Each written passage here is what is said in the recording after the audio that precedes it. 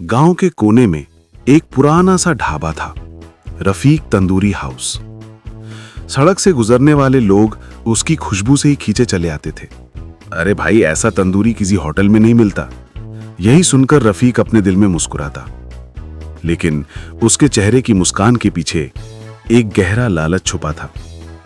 वो तंदूरी में पुराना तेल इस्तेमाल करता, मसालों में मिलावट करता और चिकन के टुकड़े काटकर वजन ज्यादा दिखाने के लिए पानी डाल देता।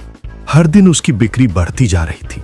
लोग उसके स्वाद के दीवाने हो गए थे, मगर कोई नहीं जानता था कि उसके तंदूरी के पीछे का राज क्या है। रफीक अपने सहायक मुन्ना से बोला, मसाले में थोड़ी और लाल मिर्च डाल दे, लोग तीखा पसंद करते हैं। और हाँ, पुराना तेल मत फेंकना, वही फिर से इस्तेमाल करेंगे। मुन्ना बोला, लेकिन वो तो। चुप कर मुन्ना, रफीक ने गुस्से में कहा।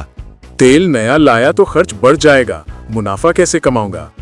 रफीक का एक ही मकसद था, ज्यादा पैसा किसी भी कीमत पर। रात को जब वो अपने ढाबे की गिनती करता, नोटों की गड्डियां देखकर उसकी आंखें चमक उठती। वो बोला, देख मुन्ना, मेहनत से नहीं, अक्ल से पैसा कमाया जाता है। लेकिन उस रात ढाबे के पास एक बूढ़ा आदमी आया। उसने बस कहा, बेटा, पेट तो भर गया पर दुआ नहीं निकली तेरे खाने से। रफीक हंस पड़ा। दुआ की जरूरत नहीं, मुझे बस पैसा चाहिए। वो नहीं जानता था कि यही बूढ़ा आदमी उसकी जिंदगी बदलने वाला है। सुबह के करीब 10 बजे थे। ढाबे की चिमनी से धुएं की पतली लकीरें उठ रही थीं और तंदूर के चारों ओर मसालों की खुशबू फैल रही थी। मुन्ना सब्जियां काट रहा था और रफीक अपने पुराने नोटों को गिनते हुए बोला, देख मुन्ना, कल की बिक्री 3000 से ऊपर गई, समझा? मेहनत से नहीं, अक्ल से पैसा बनता है। लेकिन मालिक, ग्राहक कल शिकायत कर रहा था कि चिकन से अजीब गंध आ रही थी। अरे वो सब दिखावा है, मसाले डालो तो कोई गंध नहीं रहती। लोग स्वाद के दीवाने हैं, सच्चाई कौन देखता है। इतने में एक लाल रंग की कार ढाबे के सामने आकर रुकी। दरवाजा खुला और एक व्यक्ति उतरा। करीने से सिला हुआ सूट, चमचमाते जूते और चेहरे पर आत्मविश्वास। उसकी चाल में कुछ ऐसा था जो आम ग्राहक से अलग था। वो अंदर आया, कुर्सी पर बैठा और बोला, एक प्लेट तुम्हारा सबसे मशहूर चिकन तंदूरी देना। रफीक ने उसे ऊपर से नीचे तक देखा।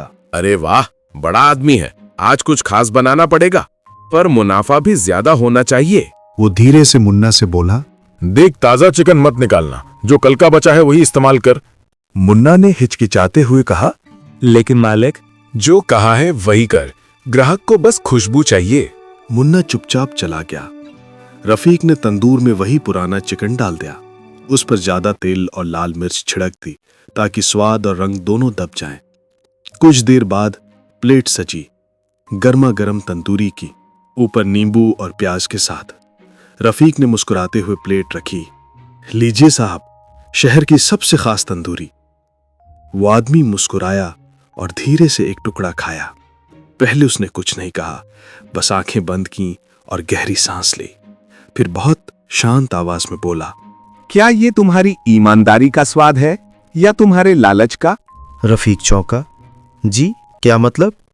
आदमी ने कहा, मैं खाने का शौकीन हूँ, लेकिन मैं रसोई की सच्चाई भी पहचानता हूँ। तेल बासी है, मसाले में मिलावट है और चिकन में वो ताजगी नहीं जो मेहनत से आती है। रफीक का चेहरा उतर गया, लेकिन उसने बात संभालने की कोशिश की। अरे साहब, आप तो बड़े जानकार लगते हैं, शायद आज स्वाद थोड़ा गड़बड़ हो गया। वो आदमी मुस्कुराया, नहीं रफीक, स्वाद नहीं गड़बड़ है, तेरी नीयत गड़बड़ है। जब खाना जमीर से नहीं पकाया जाता तो पेट तो भर जाता है, मगर दिल नहीं। वो समझ नहीं पा रहा था कि ये अजनबी उसके बारे में इतना कैसे जानता है। आप कौन हैं? उसने कांपती आवाज में पूछा। आदमी ने बिना कुछ कहे अपनी जेब से एक छोटा सा कागज निकाला और टेबल पर रख दिया। फिर बोला, इसे पढ़ना, शायद काम आ जाए। और बिना पीछे देखे वो आदमी अपनी कार में बैठकर चला गया। रफीक उस कागज को उठाकर देखने लगा। उस पर स्याही से सिर्फ एक पंक्ति लिखी थी, जब खाना जमीर से पकाया जाए तो सिर्फ पेट नहीं, दिल भी भरता है। उसने वो लाइन कई बार पढ़ी, लेकिन फिर खुद से बोला, छी, ये सब भावुक बातें हैं। दुआ से पेट नहीं भरता, पैसे से भरता है। रात को जब ढाबा बंद हुआ, रफीक अपने कमरे में गया और फिर वही कागज देखा। पता नहीं क्यों उस पर लिखा एक एक शब्द उसके दिल में उतर रहा था। उसे लगा जैसे उस आदमी की नजरें अब भी उसे देख रही हों। उसके कानों में वही वाक्य गूंज रहा था, तेरी नीयत गड़बड़ है। रफीक बेचैन होकर करवटें बदलता रहा। उस रात पहली बार उसे अपने लालच की बदबू महसूस हुई। पर अचानक एक दिन वहीं के आदमी पुलिस को कंप्लेंट कर दिया। पर अचानक एक दिन नगर निगम की टीम वहां पहुंची। साथ में मीडिया के कैमरे और पुलिस थी। तेल की पुरानी डिब्बियां, सड़ा हुआ चिकन और गंदे मसाले सब सामने आ गए। अधिकारी बोले, तुम लोगों की सेहत से खेल रहे थे, तुम्हारा ढाबा तुरंत सील किया जाता है। लोगों ने गुस्से में कहा, हमें धोखा दिया इसने। रफीक की आंखों के सामने उसका साम्राज्य बिखर गया। मुन्ना धीरे से बोला, मालिक, मैंने पहले ही कहा था, लालच मत करो। रफीक वहीं जमीन पर बैठ गया, सिर पकड़कर। उसे अब वो रहस्यमय आदमी और उसकी बात याद आई। जब खाना जमीर से पकाया जाए तो सिर्फ पेट नहीं, दिल भी भरता है। रात को ढाबा बंद हो चुका था। चारों तरफ सन्नाटा था। वो बूढ़ा आदमी फिर आया और बोला, बेटा, ईश्वर ने तुझसे तेरा ढाबा नहीं छीना, तुझे इंसान बनने का मौका दिया है। रफीक की आंखों से आंसू बह निकले। अब उसकी जिंदगी की सबसे बड़ी तंदूरी ईमानदारी की आंच पर पकने वाली थी। उसने मन में ठान लिया, अब से मैं सिर्फ ईमानदारी से ही तंदूरी बनाऊंगा, चाहे कमाऊं या नहीं। 3 महीने बाद वही पुराना ढाबा, लेकिन अब नाम था सच्चा स्वाद तंदूरी हाउस। रफीक अब रोज ताजा तेल लाता, चिकन साफ रखता और खुद हाथ से तंदूरी पकाता। लोगों ने देखा कि स्वाद भले थोड़ा अलग था, लेकिन दिल से बना हुआ था।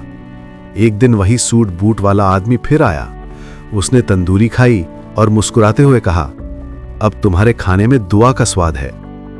रफीक ने झुककर जवाब दिया, साहब, अब मैं पैसा नहीं, दुआ कमाता हूं। ढाबे के बाहर हवा में फिर से तंदूरी की खुशबू फैल गई, लेकिन अब वो लालच नहीं, ईमानदारी की खुशबू थी। सीख, पैसा हर किसी के पास आ सकता है, पर इज्जत और दुआ सिर्फ उसी के पास जाती है जो अपने काम में ईमानदारी रखता है।